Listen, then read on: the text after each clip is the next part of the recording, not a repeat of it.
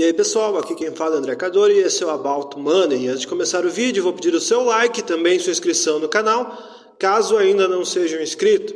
E nesse vídeo eu vou trazer mais um corte de investimentos, onde Henrique Breda, num vídeo em 2021, para a Nord Research, deu uma entrevista. E nesse vídeo, apesar de ser um pouco antigo, ele relata muito bem em que parte do ciclo a gente está e quanto tempo mais ou menos leva para levar uma virada de ciclo. Muitas pessoas não estão mais confiando na tese do Alasca e não estão dando muita credibilidade à equipe do Alasca, já que a Bolsa de Valores anda travada há muito tempo e as posições deles também estão bastante travadas. Mas isso não diminui em nenhum momento todo o potencial de alta que está por vir daqui para frente. Mas enfim, vamos para o corte.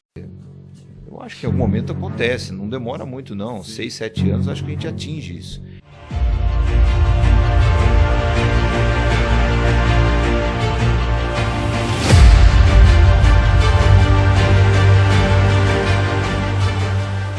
Lá está investida, né? Tem bastante posição, mas se o Treasury tivesse com 20% de yield igual na época do Paul Volcker, eu duvido que ele estaria dessa forma. Sim.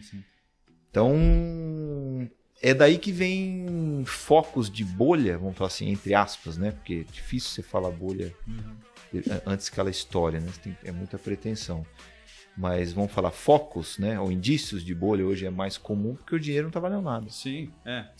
Aliás, fica um recado aqui para as pessoas. Depois eu acho que vai ser uma... Depois isso vale... Depois você explora isso de alguma forma aqui dentro. Rico mesmo, de verdade, não tem dinheiro. O cara tem ativo. Sim. Se você pensar filosoficamente, o dinheiro é uma representação gráfica de um ativo, de uma firma, de uma empresa, de um terreno. É o jeito de você trocar terreno no Goiás por ações de Vale, a gente usa dinheiro no meio do caminho. Sim. Mas depois que eu troco o meu terreno pelas suas ações de Vale, você fica com o terreno, né? E acabou o dinheiro na história, foi só para trocar. Sim. Porque estocar dinheiro você perde, né? tá cada vez mais perigoso. Sim, principalmente globalmente, né? Sim. Então, se você compara as coisas com o dinheiro, então o S&P está a 4.600 pontos em dólares, né? A Vale está tantos dólares. Quando você compara com dinheiro, não dá vontade de ter dinheiro, dá vontade de você ter ativo. Sim. Até nesse sentido, Breda, assim, muita gente fala sobre essa questão de final de ciclo lá fora e tal. Assim, como é que você vê assim, a fase de bolsa hoje, né? Assim, que parte do ciclo que a gente está? Assim, se a gente pegar, por exemplo, a gente fala de eleições, né? Mas a gente pegar ali o ciclo do Lula, né? Acho que deve ter melhor essa conta talvez na cabeça, assim, sei lá, deve ter multiplicado o dinheiro em dólares por 20 vezes ou 30 vezes. Exatamente, 21 sei lá, acho que 20 vezes, 20 né? vezes. 21 vezes. Até um gráfico famoso que você sempre postou, né? Até roubei algumas vezes. Pode usar à vontade, o gráfico não é meu. Mas acho que é 21 vezes, né? Você está roubando de segunda mão, eu roubei da Enfoque. Então aí. Deixa eu dar os créditos aqui. Eu roubei de alguém, roubei de alguém. Mas assim, a gente multiplicou o dinheiro por 21 vezes, né? Assim, como é que você vê hoje bolsa hoje, enfim, esse ciclo de eleições? Olha, assim, a bolsa em prazos um pouco mais longos, né? Poucos mais longos 3, 4 anos, não precisa ser muito não. Ela anda bem juntinho com o earnings das empresas, com o lucro líquido das empresas, né? Então, todas essas expansões da Bolsa, de 65 a 71, de 83 a 86, de 91 a 97, 2002 a 2008, de 29 vezes, 15 vezes, 34 vezes, 20 vezes, ela vem junto com uma expansão de lucro das empresas muito grande. E para o lucro das empresas expandir, você precisa de algumas coisas, né? Algumas coisas precisam estar acontecendo.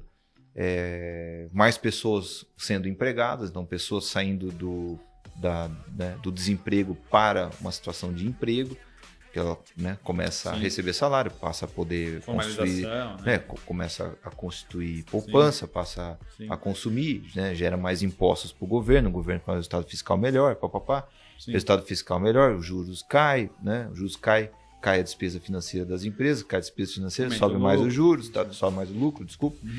Então, essas coisas precisam acontecer para essa expansão de lucro, né, se agigantar, vamos falar assim. Sim.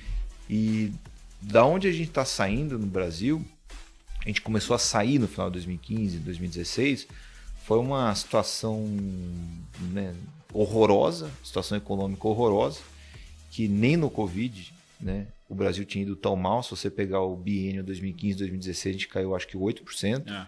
Se você extrair, se você tirar o agronegócio do PIB, que subiu o agronegócio em 2015-16, o resto caiu 15%, 16%, não lembro muito da conta, mas foi uma queda de PIB análogo a um país que passa por uma guerra civil.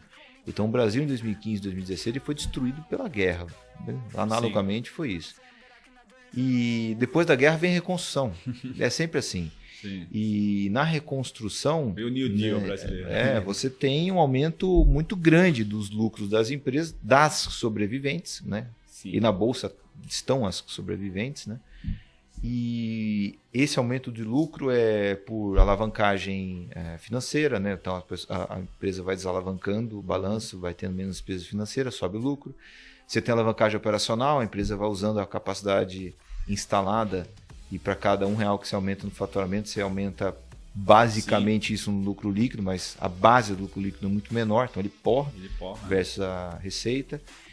E a gente estava vindo nessa toada de 2017, 18, 19 deu uma bagunçada por conta do trade war, tomamos uma pancada violenta por conta do Covid 2020, mas já está voltando com muita força, a ponto de a gente não ter na história nenhum momento de lucro líquido tão forte no Ibovespa. Crescimento de lucro, né? Assim. Nunca teve.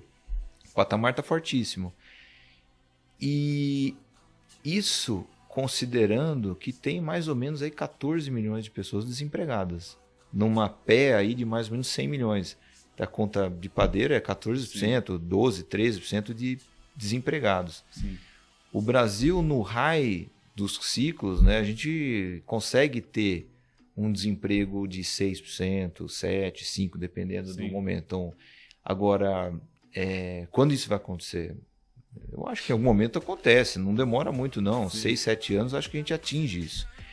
Agora, você imagina a gente sair de uma situação de 14 milhões de desempregados para 6. Não. O que acontece com o lucro líquido das empresas se a gente jogar mais 8 milhões de pessoas consumindo, né? Fazendo, trabalhando, gerando renda, gerando imposto para o governo? Sim. É muita coisa.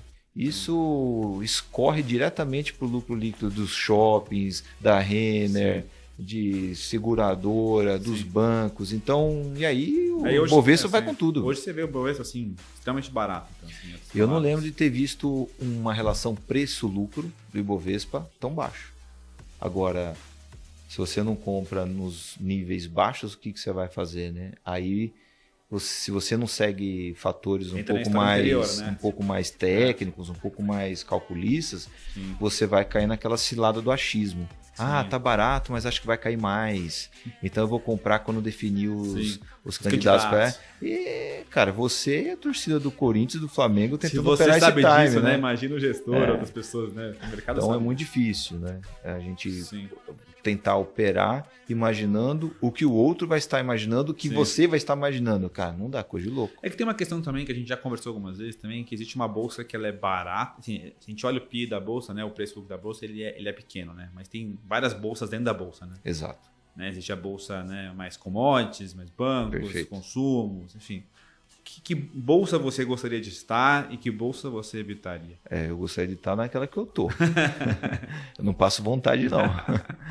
Então, eu gosto das empresas grandes de commodities, né? E tem um método direto de análise.